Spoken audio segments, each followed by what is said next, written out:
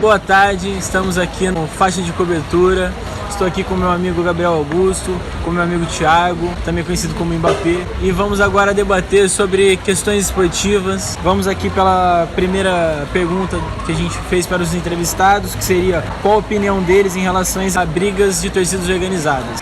Tinha que ir para se divertir e acaba se deparando com o tumulto daquele, mortes, tá entendendo? Eu mesmo, particularmente, queria levar minha família e já fico restrito por causa dessas situações, dessas torcidas organizadas, que para mim não é nem organizado, são desorganizadas, entendeu? Para mim é falha total da organização. Acho que se fosse bem organizado e punindo quem tem que ser punido, isso não aconteceria. Engraçado que eu estava até comentando com um amigo meu sobre isso mesmo, esses dias, que ele é flamenguista doente, aí ele fala que na torcida do Flamengo não tem briga e tal, mas assim, sou super contra a briga de torcida, acho desnecessário, uma coisa do esporte que você vai lá pra torcer, confraternização, e o cara muda isso pra briga, pra desavença, acho totalmente desnecessário, total. Falta do que fazer, né? Na verdade, falta do que fazer. Vai pro estádio pra se divertir, não pra brigar com ninguém. Bom, eu acho que as brigas no estádio é falta de organização e acho que é também uma questão cultural.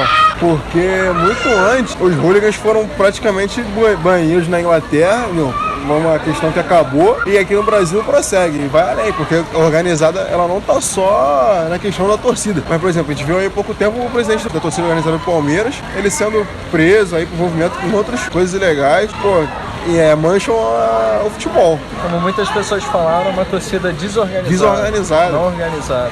Acontece aquelas situações, igual aconteceu em Brasília, Flamengo e Vasco, que tinha uma torcida brigando de um lado e ao lado o pai protegendo o filho ali, né, com a polícia brigando com a torcida e o cara com cheiro de pimenta. É lamentável o que está acontecendo no Brasil, que não é só de agora, já vem de bom tempo. Essas brigas pregam o anti-futebol. Penúltimo jogo do Flamengo e São Paulo, no Morumbi, houve briga dentro da própria torcida. Tinham pessoas que têm diferentes opiniões e ali no meio da briga tinha um senhor assistindo o jogo tranquilamente e só observando a briga em volta e apontando para o estádio, para o campo, mostrando, só quero aqui assistir o jogo e essas pessoas aqui em volta, as torcidas brigando. Engraçado. É um anti-futebol. Não, tem vários exemplos. A gente pode mostrar aqui na tela imagens da briga que aconteceu nesse último jogo contra o Botafogo. Roda pra gente aí. Caralho, mó blocão da fúria, viado. Mó blocão da fúria. Mó blocão da fúria, mano. Caralho, vou tomar batalha. O cara vai de pau na mão lá.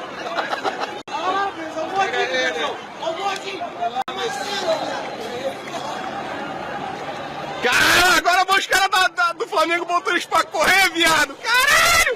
Caralho. Agora o bagulho ficou sério, mano. Botaram eles pra correr, mano. Vamos agora ver aí a opinião das pessoas sobre o que elas acham em final de Libertadores com 2 jogos e referente ao jogo único. Pode ser também 2 jogos, tá bom. O Boca Juniors vai ser campeão também. Porque o time da Argentina eu torço por todos de lá. E essa era boa, os 2 jogos mesmo. Entendi. É mais disputa para não ter que resolver em outro jogo, porque já é um jogo só e já é pressão. Jogo pressionado. Eu acho que é a final que a Conmebol sempre sonhou, né? Sim. Roubaram pra isso. Roubaram o Grêmio pra poder acontecer essa final aí, que é a final do sonho da Conmebol. Eu prefiro com jogo único e em campo neutro. Outro país, das 2 equipes? Não outro país, mas teria que ser num local que fosse neutro. Eu acho que não devia ter jogo único. Seria 2 jogos. Exatamente, 2 jogos. Atual. Exatamente, bem melhor. Acho que é interessante destacar a questão sobre que era a final da Conmebol. Eu acho que é uma final que toda a mítica que tem a Libertadores, a gente estava esperando há anos. São os 2 maiores. Nunca aconteceu. São os 2 maiores clubes da Argentina e, além disso, são os 2 clubes que têm mais títulos de Libertadores. Não, mentira, o Independente é o maior campeão da Libertadores. É o maior campeão. Se o Boca ganhar, empata com o Independente. Então, os que mais têm título de Libertadores. Então, assim, é interessante e atrativo a nível nacional. Fora que os elencos, jogadores que têm participado das finais, isso é importante. Christian Pavão, Benedetto, Lucas Prato, são jogadores que, assim, de certa forma, trazem uma visão europeia pro futebol continental. Sim. Tu pode falar um pouco Eu mais concordo até do que, por exemplo, o Nelson falou. A gente poderia ter uma final na Argentina mesmo, só que em outra cidade, num campo neutro, que seriam aí metade para Mas a gente tem um complicador que é o fator não só cultural como econômico.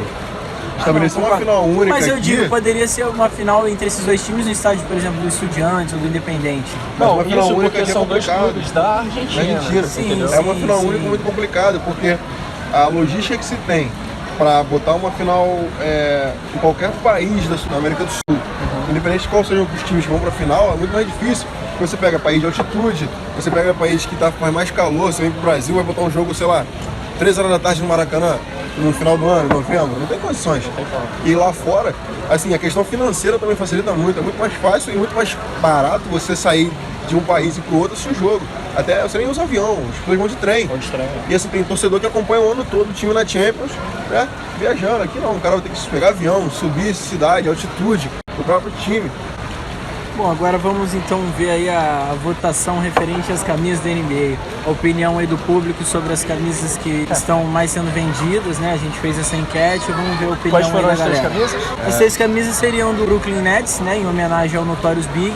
A do Philadelphia 76ers, que é uma referente ao sino que existe na cidade, que é o sino da liberdade. Sim. E o do Miami Heat, que seria referente ao Vice City, que é como é conhecida a cidade. Então vamos ver aí a opinião da galera.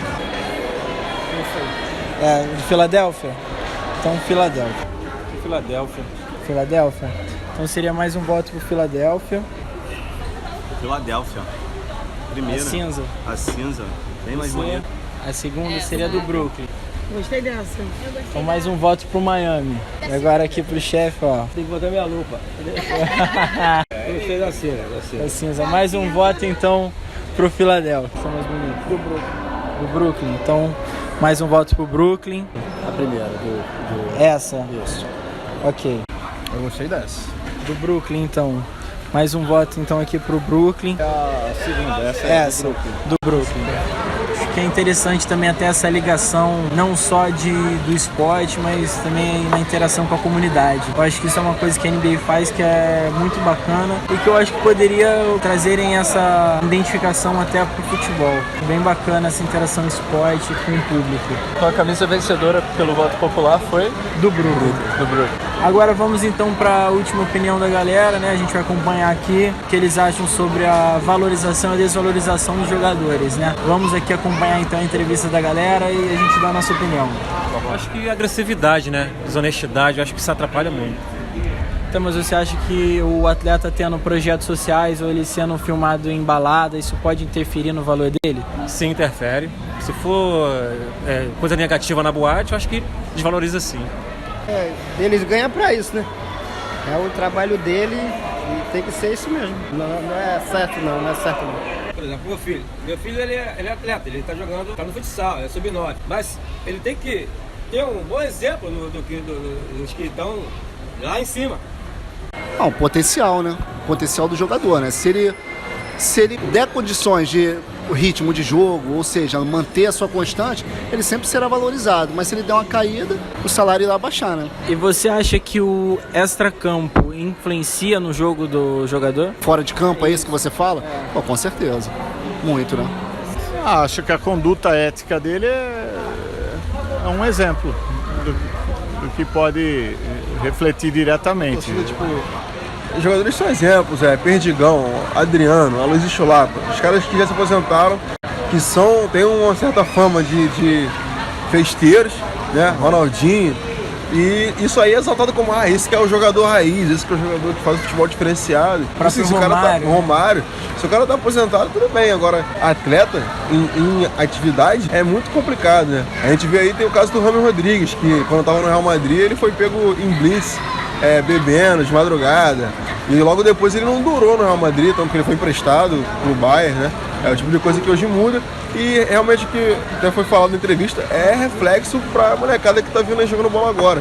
Porque você vê jogador novo fazendo besteira. Sassá, jogadores novos, entendeu? Aquela época do Flamengo de bonde da Estela. Inúmeros casos de jogadores que são mal vistos, e isso aí é agraciado, é considerado bom, né? Achando como se fosse bom para ter uma resposta dentro de campo. É uma escolha de vida, né, cara? Esses caras ganham muito. É meio difícil falar sem estar na pele dos caras. Tá ganhando tanto dinheiro. Uma pessoa até falou, né? Que eles ganham pra isso. Eles também ganham para ter uma vida social da forma deles. A gente vê casos de jogadores que jogaram muito, né, e não tem. Tem uma história até do Eden Hazard, o ponta esquerda do Chelsea, em que ele foi beber no dia anterior e no dia do jogo ele meteu 3 gols. E aí, qual reflexo que fica? Ainda mais pra garotada, que tipo assim, não tá moldando um caráter ainda, entendendo, né? O que é bom, o que é ruim a nível de futebol. Isso pra nova geração é quem você toma como exemplo. Você tem que entender também que não é porque o cara faz que você vai fazer e vai dar certo. Os pais falaram muito sobre isso, o pai que estava até com a criança e tal, que o filho dele estava no sub-9 e que, querendo ou não, eles tomam esses jogadores como exemplo, né? O futebol, bem na verdade, te dá responsabilidade, te dá disciplina. Te dá disciplina. Qualquer esporte pode disciplinar, essa é a verdade. Mas eu acho que custa do jogador entender isso. Exatamente, custa do jogador. A gente vê inúmeros jogadores, tem jogadores aí, atletas da NBA, né? Inúmeros casos de envolvimento com droga até, foi citado aqui. Então isso volta e meia tá à tona. Atletas, Tiger Woods, um problema pessoal, que se externou, não tratou, né? Perdeu o patrocínio. Então a gente tem vários exemplos em várias áreas que dão errado. Concordo contigo. Para fechar o programa, a melhor entrevista que a gente não colocou no vídeo, vamos colocar agora. Roda aí. Boa tarde. Qual a sua opinião em relação às brigas de torcidas organizadas?